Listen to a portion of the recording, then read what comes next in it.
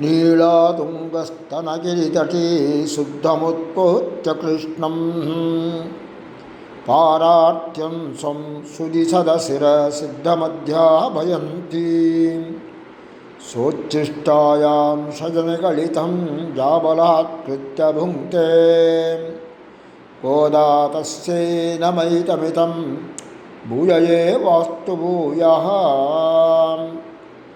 தாழ்வொன்னில்லா தாழ்ந்து தலமுழுதும் கலியே ஆழ்கின்ற நாள் வந்து அளித்தவன் காண்மின் அரங்கர் மௌலி சூழ்கின்ற மாலையை சூடிக் கொடுத்தவள் தொல்லருளால் வாழ்கின்ற வள்ளல் ராமானுசனென்னும் மாமுனியே. சோலைக்கிளியான ஆண்டாள் நாச்சியார் அருளிச் செய்த திருப்பாவையிலே இன்றைய தினம் 22வது பாசுரம். அற்புதமான பாசுரம். அங்கண்மாஞாலத்தரசர் அபிமான பங்கமாய் வந்து நின் பள்ளிக்கட்டிற்கீழே சங்கமிருப்பார் போல் வந்து தலை பெய்தோ கிங்கிணிவாய்ச் செய்த தாமரை பூ போலே செங்கண் சிறுச்சிறிதே எம்மேல் விழியாவோ திங்களும் ஆதித்யனும் எழுந்தாற்போல் அங்கனிரண்டும் கொண்டு எங்கள் மேல் நோக்குதியேல் எங்கள் மேல் சாபமிழிந்து ஏல்வோர் எம்பாவாய். இந்த பாசுரத்திலே ஆண்டாள் கோஷ்டியினர் கண்ணனுடைய திருமாளியை அடைந்து அவரிடம் தாம் வேண்டியதை விரும்பியதை கேட்டு பெறுகிறார்கள், அதை வேண்டுகிறார்கள் அப்படின்னு தெரிவிக்கிறார் இந்த பாசுரத்தில். பாசுரத்தின் மேலோட்டமான அர்த்தத்தை முதலில் பார்த்து விடுவோம். அங்கன்மா ஞாலத்தரசர் அபிமான பங்கமாய் வந்து நின் பள்ளிக்கட்டிற்கீழே சங்கமிருப்பார் போல். கண்ணபிரானை பார்த்து ஆண்டாள் கோஷ்டியினர் சொல்கிறார்கள், ஹே கண்ணா, விஸ்தாரமாக பறந்து இருக்கக்கூடிய இந்த பூமியிலே இந்த உலகத்தை ஆளுகின்ற அரசர்கள் எல்லோரும் தங்கள் தங்கள் அகங்காரத்தையும் மானவத்தையும் மூட்டை கட்டி வைத்துவிட்டு நீயே கதி என்று உன்னை அடைந்திருக்கிறார்கள். அதனாலே உன்னிடம் வந்திருக்கிறார்கள். வந்தவர்கள் உன் சிம்மாசனத்தின் கீழே மாறி மலமழஞ்சில் மண்ணு கிடந்துறங்கும் சீரிய சிங்க மறிவுத்து தீவிழித்து வேரி மயிர் போல் அந்த மாதிரி வருதால் சிம்மாசனம், அந்த சிம்மாசனம் போலே அந்த சிம்மாசனத்தின் கீழே வந்து கூட்டம் கூட்டமாக திரண்டு நின்று நீயே எங்களுக்கு தலைவனாக விளங்குகிறாய் அப்படின்னு சொல்லி உன்னை அடிபணிந்து நிற்கிறார்கள். அதுபோல நாங்களும் நீயே கதி என்று அனைத்தையும் விட்டொழித்துவிட்டு உன் திருமாளிகையின் வாசலிலே வந்து நிற்கிறோம் என்கிறார்கள். அப்போ அவர்கள் சொல்கிறார்கள், உன்னையன்றி வேறு போக்கடும் எங்களுக்கு இல்லை, அனன்ய கதித்தம்னு சொல்வாய். உன் பக்கத்தில் இருந்து உனக்கு சேவை பண்ணுறதே எங்களுக்கு பாக்கியமான ஒன்று. ஆறும் நீயே, பேரும் நீயே. ஆறுன்னா வழி, பேருன்னா உபாயம், உபேயம், உபாயம் உபேயம்னு சொல்லும். அதனால் நாங்கள் வேண்டி வந்திருக்கிற இந்த கோரிக்கையை நீ ஏற்று நீ எங்களுக்கு அருள் புரிய வேண்டும் அப்படின்னு மேலும் வேண்டி நிற்கிறார்கள். கண்ணபிரான் இப்போ எதுவும் பதில் சொல்லவே இல்லை. அதனாலே இப்பொழுது இவர்கள் மேலும் தொடர்கிறார்கள். கண்ணா, உன்னுடைய கிங்கணி வாய் போல பாதி திறந்து செந்தாமரை போல அழகாய மலர்ந்துள்ள உன் கண்களை திறந்து எங்கள் மீது நீ உன் பார்வையை செலுத்தக்கூடாதா அப்படின்னு கேட்குறா. மேலும் தொடர்ந்து கேட்கிறார்கள், கண்ணபிரானே, இந்த திங்களும் கதிரவனும் ஒரு சேர தோன்றினாற் போல உள்ள உன் அழகிய இரு கண்களையும் எங்கள் மீது செலுத்தினால் எங்கள் பாவமெல்லாம் போயிடும்.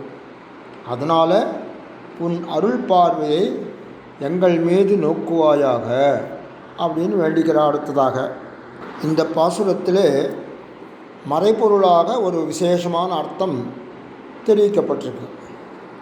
அதாவது கண்ணபிரானை யாரெல்லாம் சரணமடைகிறார்களோ அந்த பக்தர்களுக்கு அவனுடைய பார்வையானது திங்கள் போல சந்திரனைப் போல குளிர்ச்சியாக இருக்கும்.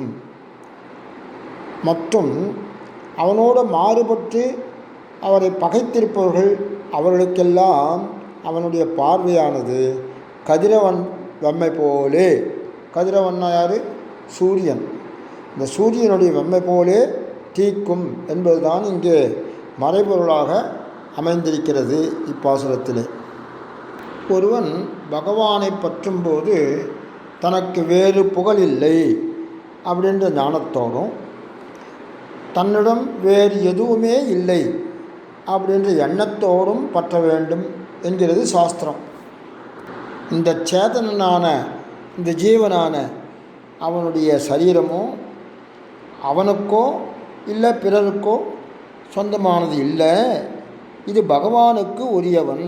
இந்த ஜீவனானவன் பகவானுக்கு உரியவன் என்ற ஞானமும் எண்ணமும் அவனுக்கு ஒருத்தனுக்கு வேணும். அப்போ தான் ஆத்மாவுக்கு நன்மை சித்திக்கும். இதையே என்ன பண்ணுறார்கள் இந்த கோபிமார்கள் இப்பாட்டிலே சொல்கிறார்கள். கண்ணா, நாங்கள் எந்த விதமான பற்றுக்களையும் எல்லாத்தையும் பற்றுக்களையும் துறந்துவிட்டு உன் திருவடிகளையே பற்ற வந்திருக்கிறோம் அப்படின்னு சொல்கிறார். இந்த பூமியில் ராஜாக்கள் அரசர்கள் இருக்கிறார்களே, அவர்களுக்கு சாதாரணமாக என்னுடைய வீடு, என்னுடைய பொருள், என் பூமி அப்படின்றதெல்லாம் இந்த ஒரு அபிமானம், இந்த செருக்கு அரசர்களுக்கெல்லாம் சற்று அதிகமாகவே இருக்கும்.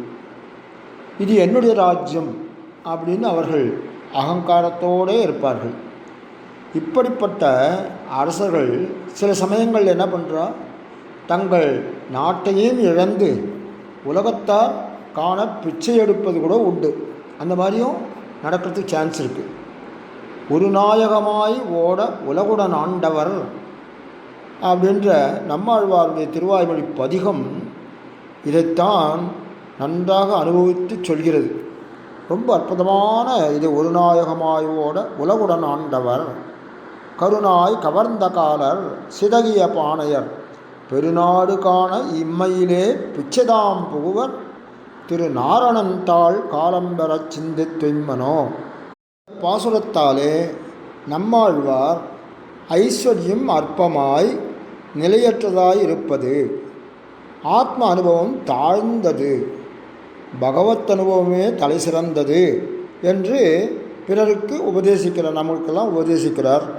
ஒரு பெரிய ராஜா, இந்த உலகத்தையே அவன் ஆட்சி புரிவது போல பேரரசு அவனிடம் வாய்ந்திருக்கிறது. சக்கரவர்த்தி என்றே அவனை அழைத்தார்கள். அப்படிப்பட்ட ராஜபோக வாழ்வை அவன் பெற்றிருந்தான். ஆனால் இந்த அரச போகமானது வளர வளர வளர அவனுடைய கவனமெல்லாம் இந்த சாதாரண அழியும் உடலிலேயும் இந்த மகளிர் பெண்கள் அவர்களுடைய காம இச்சையிலேயும் தான் வளர்ந்தது. இப்படியாக நாள் போயிட்டு பகவானை நினைக்கவே இல்லை, மறந்து விட்டான் பகவானை.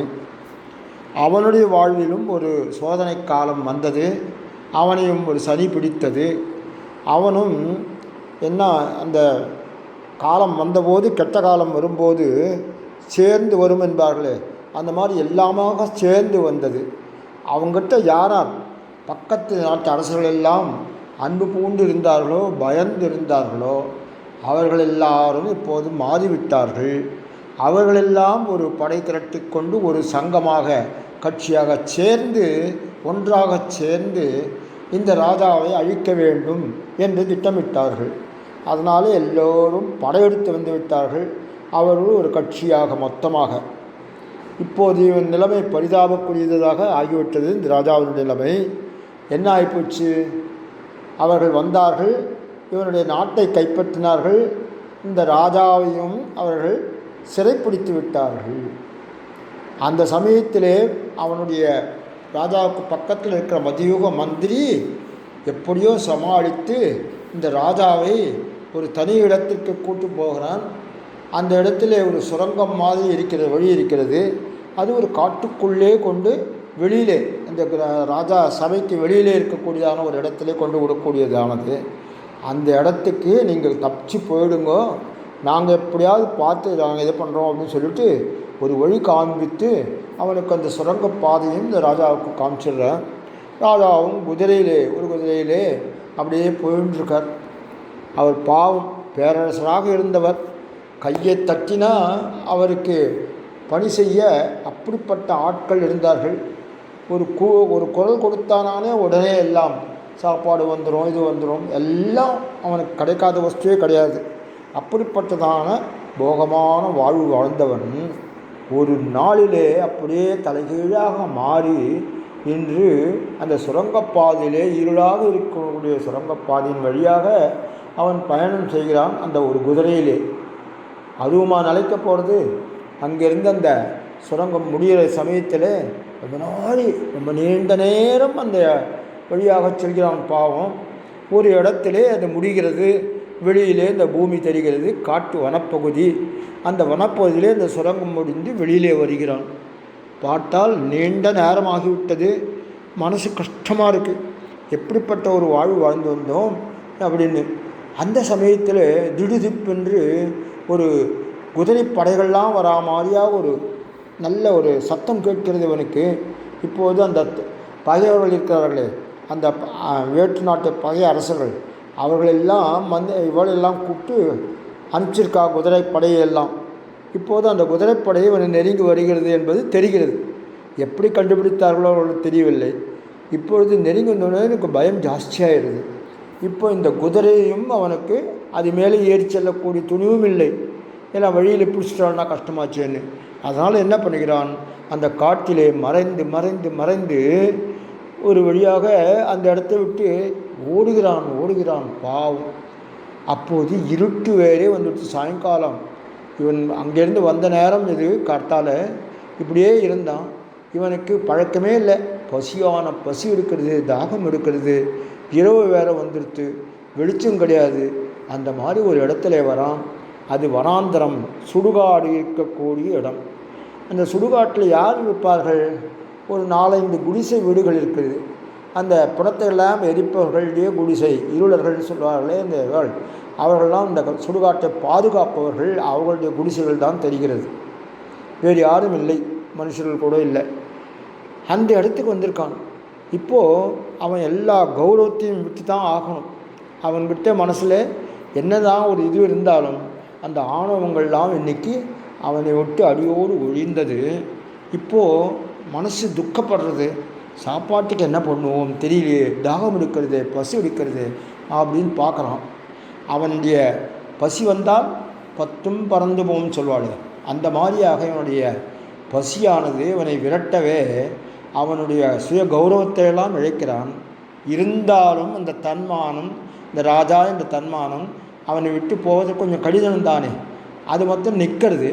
இப்போது நம்ம பிச்சை எடுத்தாவது சாப்பிட்ணும். அந்த பிச்சை அதனால் சொல்லி அந்த மேலே போத்தின்றிருக்கான போர்வை அதை எடுத்து முகத்தை மூடிக்கொண்டு ஒரு பிச்சைக்காரனை போகிற ஒரு இடத்துக்கு போகிறான், குடிசுக்கிட்ட. அந்த போகிற சமயத்திலே அவர்கிட்ட பவதி பிச்சாந்தேகின்னு கேட்கணுமே, அதுக்கு ஒரு பாத்திரமாவது வேணுமோ இல்லையோ. அவர்கள் ஏதாவது விட்டார்கள்னா அதை வாங்கிறதுக்கு கூட ஒரு பாத்திரம் இல்லையா. என்ன பண்ணுறதுன்னு யோசனை பண்ணுறான். கையில் எப்படி வாங்க முடியும்?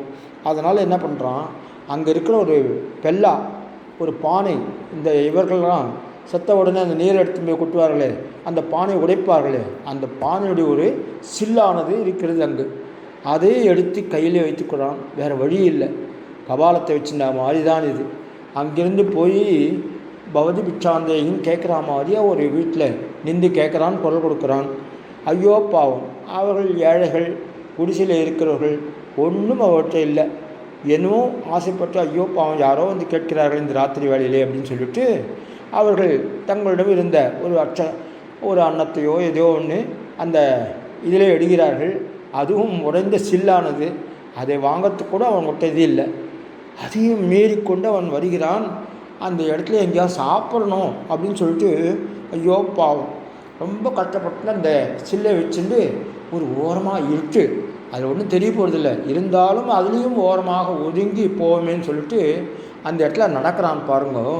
அந்த நடக்கும்பொழுது காலில் ஏதோ ஒன்று இடராடுது, தடுக்கிறது. அது தடுக்கிறதேன்னு சொல்லிட்டு கொஞ்சம் வேகமாக இப்படி திரும்பினானே, அந்த இடத்துல ஒரு கருப்பு நாய் இருக்கிறது. இருட்டு வேலை, நாயோ கருப்பு, அது கண்ணுக்கு தெரியவில்லை. அதுவும் இல்லாமல் அது விசேஷமாக குட்டி போட்டிருக்கிற நாய் வேறு. அதனால் என்ன ஆச்சு, அந்த நாயானது தன்னுடைய குட்டிகளை காப்பாற்றுறதுன்னு அந்த ஒரு வெறியில் என்ன பண்ணிடுத்து இவனுடைய காலை கடிச்சு விடுறது. பாவம், இந்த ராஜா அவனுடைய காலை கடிச்சு விடுறது. ஐயோன்னா அவன் கையில் இருந்த அந்த சில்லானது கீழே விழுந்து விடுகிறது. இப்போ நினச்சி பாருங்க பாவம் அவனுடைய நிலையை. எப்படிப்பட்ட கோரமான நிலை ஒரு ராஜாவுக்கு. ஒரு நாளிலே வாழ்வு. சுனாமி வந்ததுன்னா இன்றைக்கி வரைக்கும் பணக்காராக இருந்தவர்கள் ஏழைகள் யாராக இருந்தாலும் பார்க்குறதில்ல. ஒரு அடித்து தள்ளின உடனே நன்றாக போக வாழ்வு வாழ்ந்தவர்கள் எல்லாம் கூட அவர்கள் வீடுகளை இழந்து இதெல்லாம் இழந்திருக்க மாதிரியாக நிலைமை இவனுக்கும் ஏற்பட்டிருக்கு. அப்படிப்பட்ட நிலைமை ஏற்பட்டோடு தான் இவன் யோசனை பண்ணுகிறான், என்ன பண்ணணும், பகவானே நம்ம விட்டமே, அவன் நினைக்கலையேன்னு. அதைத்தான் நம்மாழ்வார் இந்த இடத்துல ஞாபகப்படுத்துகிறார். ஒரு நாயகமாய் ஓட உலகுடன் ஆண்டவர், கருணாய் கவர்ந்த காலர், சிதகிய பானையர், பெருநாடு காண இம்மையிலே பிச்சைதான் கொள்வர், திருநாரணந்தாள் காலம்பெறச் சுந்தி திம்மினோம். இந்த மாதிரி ஒரு வாழ்வு நம்மளுக்கு வரக்கூடாதுன்னு திருநாராயண பெருமாளை வேண்டிக்கோங்கோ. திருநாராயண பெருமாள் எங்கே இருக்கார்? மேலக்கோட்டையிலே செல்லப்பெருமாள்னு அந்த செல்லப்பெருமாள் இருக்காளே, அவர் தான் திருநாராயணன். அவரை காலம்பெற சிந்தித்து உய்மினோ அப்படின்னு நம்மாழ்வார் அழகாக காட்டார். ரொம்ப அற்புதமான அந்த விளக்கமாக இந்த கதை அமைந்திருக்கிறது. இந்த பெருந்துயர் யாருக்கு வேணாலும், எப்படிப்பட்டவர்களுக்கு வேணாலும், எந்த காலத்திலே வேணாலும் வரலாம். அதனாலே பகவானை சிந்தை பண்ணுவது தான் இதை தவிர்க்கக்கூடிய ஒரே வழி. பகவானுடைய கீர்த்தனைகளை பண்ணுவது தான் ஒரே சிறந்த வழியாகும் அப்படின்றது இதில் தெரிவிக்கிறார். இதற்கு முந்தைய பாசுரம் 21வது பாசுரத்தில் தான் பார்த்தோம். ஏற்ற கலங்கள் எதிர்பொங்கி மீதளிப்ப அப்படின்ற பாசுரத்தில், மாத்தார் உனக்கு வழி தொலைந்து உன் வாசற்கண், ஆற்றாது வந்து உன் அடி பணியுமா போலே போற்றியாம் வந்தோம்னு வந்தது. அதனுடைய தொடர்ச்சி தான் இதில் இந்த பாசுரத்தில். அதுபோல தோற்றுப்போய் கிடக்கிறோம், அங்கன்மா நாளத்தரசர்களான நாங்கள் அபிமான பங்கமாய் வந்து உன்னுடைய கட்டிலை கீழே இன்று தோற்றுப்போய் கிடக்கிறோம் என்று சொல்கிறார் போலே அமைந்திருக்கிறது இந்த பாசுரம். கண்ணன் எப்படி கண் விழிக்கிறான்? கிங்கிணி வாய்ச் செய்த தாமரை பூ போலே. அது என்ன கிங்கிணி வாய்ச் செய்த தாமரை பூ போலே? மேடையில் ஆடுறவாள்லாம் காலில் ஒரு இது கட்டிப்பா, சதங்கைன்னு. அதுக்கு கிங்கிணி அப்படின்னு பேர். கஜ்ஜைன்னு கூட சொல்லுவாங்க. அந்த கஜ்ஜையில் என்ன இருக்குன்னா, சின்ன சின்ன தாமரை மாதிரி மணிகள்லாம் இருக்கும். அதற்குள்ளே ஒரு சின்ன காய் ஒன்று போட்டிருப்பார்கள். அப்படி போட்டால் தான் இந்த கனகனகனன்னு சத்தம் கேட்கும். இந்த இடத்துல எப்படி இருக்குது சத்தம்னா, கிணி கிணி அப்படின்னு வரத்துனால கிங்கிணி அப்படின்னு சத்தம் கேட்குறது தான். அதை பூராக அடைச்சிட்டோமானா சத்தம் வராமல் போயிடும். இல்லை அந்த சின்ன துவாரமாக வச்சிட்டோமானாலும் சத்தம் கேட்காது. அப்படி சத்தம் கேட்பதற்காக அதில் ஒரு சின்ன கல்லை போட்டிருப்பான். அது என்ன ஆகும், பாதி தான் மூடி இருக்கும், திறந்துருக்கும். அதில் பூரா அடைச்சிட்டாலும் சத்தம் கேட்காது. இல்லை நல்லா அகலமாக திறந்து வச்சுட்டா கல் கீழே விழுந்துடுவேன். அதனால் சத்தம் கேட்பது போலும் இருக்கணும், மணி விழாதது போலும் அது இருக்கணுமா. அந்த கிங்கிணியில் ஒரு சின்ன ரத்னம், ரந்திரம்னு எந்திரம் மாதிரி சொல்லுவாங்க, அது மாதிரி ரந்திரம்னு சொல்லுவாங்க. அது நீள அகலமாக இருக்கும். அந்த சின்ன மணி ரந்திரத்தினுடைய இடுக்கில் தான் அது தெரியும். அப்படி தெரிவது போலே கிங்கிணி வாய்ச் செய்த தாமரை பூ போலே செங்கண் உன்னுடைய திருக்கண்களானது இருக்கிறது. கண்ணனுடைய அந்த கண்ணுகளை இப்படி வர்ணிக்கிறார்கள். கண்ணனுடைய கண்கள் மேலிமையும் கீழிமையும் சேர்ந்து கிங்கிணியினுடைய வாய் போல இருக்கான். அதை மூடிவிட்டாலும் அழகில்லை, நன்னா திறந்து வச்சிட்டாலும் அழகில்லை. விசாலமாக திறந்து வச்சிட்டாலும் பார்வை நமக்கு தாங்காது, மூடிவிட்டாலும் கடாட்சம் இல்லையே அப்படின்னு தோணும். அதனால் கொஞ்சம் அலசமாக மூடிக்கொண்டு அதனிடுக்கிலே கருமணி போல சிறுமணி கிங்கனினுடைய வாயில் தெரிவது போல ஒரு கடாட்சம் பண்ணு அப்படின்னு வேண்டார்கள் இவர்கள். எந்த கிரந்தத்திலையும் வேறு எதுலேயும் யாரும் சொல்லாத இந்த உபமானத்தை ஆண்டாள் இந்த இடத்துல எடுத்துக்காட்டுறா. ரொம்ப அற்புதமாக இருக்குது. கிங்கனி வாய் செய்த தாமரை பூ போலே. அந்த கிங்கனி வாய் செய்த தாமரைங்கிறது பிரசித்தமான தாமரை பூவை இங்கே சொல்லலை. கிங்கனியில் வரிசையாக மொக்கு போலே கட்டும் அந்த தாமரையைத்தான் இங்கே தாமரைன்னு சொல்கிறான். அது எப்படி சிறுமணி சிறு ரந்திரத்திலே தெரிந்தும் தெரியாத போல இருக்கிறதோ அதுபோல செங்கண் சிறிதே எம்மேல் விழியாவோ என்கிறாள். அதாவது பகவான் பட்டுன்னு அப்படி விழித்து பார்த்தானாலும் அது கோபிகளுக்கு தாங்காது இல்லையா? அதே சமயத்தில் அவளுக்கே தாங்கலைன்னா நம்மளுக்கெல்லாம் எங்கே தாங்க போடுது? அதே மாதிரியா சலுகையாக அவங்ககிட்ட ரொம்ப வாத்சல்யத்தோடு பழகியவர்கள் அவர்கள் தானே இந்த கோபிகர்கள். அப்படிப்பட்ட அவர்கள் அவர்களில் யாராவது கண்ணன் இப்படி பார்த்துட்டா அவளுக்கே தாங்காதான். பிரம்ம நிஷ்டர்களாக இருக்கக்கூடிய சனகாதிகளே சதுர்புஜ நாராயணனாக இருக்கும் அந்த ஸ்ரீமன் நாராயணனை பார்க்கச்சே அச்சம் வந்துடுமா, தலையை அவளுக்கே சுற்றுமா. அப்படி தலை சிறந்து கீழே விழுவார்களாம் அவர்களெல்லாம் கூட தலையை சுற்றி. அதனாலே அவன் திருமுகத்தை பார்ப்பதற்கோ அல்லது அவன் திருமுகத்தை அப்படியே நோக்குவதற்கோ ஒருவருக்கும் தைரியம் கிடையாது. அவனுடைய திருக்கண்களையும் பார்க்க முடியாது, திருமுகத்தையும் பார்ப்பதற்கு தைரியம் கிடையாது. தலை குனிஞ்சிட்டு போனாவன்னா அவனை பார்க்கலாம் தவிர நிமிர்ந்து பார்த்து விட்டானால் யாருக்கும் அந்த பார்வையில் நிற்க தைரியம் கிடையாது. ஆனானப்பட்ட ஆளவந்தார் என்ற ஆச்சாரியரே திருவனந்தபுரத்தில் இருக்கும் அனந்த பத்மநாபனை சேவிக்க வேண்டும் என்று ஆசை கொண்டு அது நிறைவேறிய காலத்திலே அவனை 3 வாசலிலே வழியாக பார்க்கணும் இல்லையா? அது கூட பார்க்கும்போது அதுக்கு ஒரு ப்ரொசீஜர் வச்சுருக்கா, இப்படி தான் போகணும் என்று. திருவடி வாரத்திலிருந்து போய் திருமடிக்கு சேவிச்சுண்டு மறுபடியும் திருமடியிலிருந்து திருவடிக்கு வந்து அப்படியே வந்த இடத்துல இறங்கணும்னு. ஆனால் இவர் ஆளவந்தார் அவரை பார்க்கணுன்னு அது நினச்சதே ஒரு பெரிய காரியம். ஆனால் நடவாமல் இருந்தது, ஏதோ ஒரு காலத்திலே நடந்தது.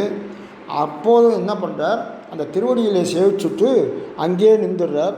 மேலே போய் இந்த திருவயிற்றுதர அந்த பக்கம் நின்று அப்புறம் திருமடிக்கு வந்து மறுபடியும் பின்னாலே இறங்கி இப்படி வரணும் இல்லையோ, அந்த மாதிரி வராமல் திருவடியிலே இருந்து இறங்கிட்டார். திருவடியிலேருந்து கீழே இறங்கிட்டார். அப்போ பக்கத்தில் இருந்தவெல்லாம் சிஷ்யெல்லாம் கேட்குறா, நீங்கள் அந்த பக்கம் போய் சேவிக்கலையே அப்படின்ட்டு. ஐயோ வேண்டவே வேண்டாம், எனக்கு இந்த திருவடி ஒன்றே போகும், நான் அவனை திருமுகத்தை பார்க்கக்கூடியதான எனக்கு தகுதி இல்லை, பார்த்தனா நானே மயங்கி விழுந்துடுவேன் வரோம். அப்படிப்பட்ட ஆச்சாரியரான அவரே சொல்லும்போது நாம் எல்லாம் எந்த மாத்திரம் பற்றுடை அடியவர்க்கு எளியனாகவும் பிறர்களுக்கு அரிய வித்தனாகவும் இருக்கும் பகவானானத்தினாலே கண்ணனானத்தினாலே திங்களும் ஆதித்யனும் சூரியனும் சந்திரனும் ஒரே சமயத்தில் எழுந்தாற்போலே நீ 2 கண்களை கொண்டு எங்களை கொஞ்சம் கொஞ்சமாக திறந்து பார்க்க வேண்டும் என்று அருளோடு அன்போடு வேண்டிக் கொள்கிறார்கள் என்று பாசுரம் இத்துடன் நிறைவு செய்கிறேன். அடியேன் ராமானுஜதாசன். ஆண்டாள், ஆழ்வார், எம்பெருமானார், ஜீயர், ஆச்சாரியர்கள் திருவடிகளே சரணம்.